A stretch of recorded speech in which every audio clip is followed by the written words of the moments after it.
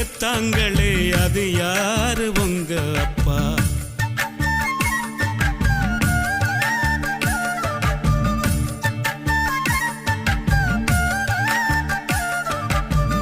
ஒரே ஒரு ஊருக்குள்ளே ஒரே ஒரு அம்மா அப்பா, ஒத்த புள்ள பெத்தாங்களே அது யாரு உங்க அப்பா?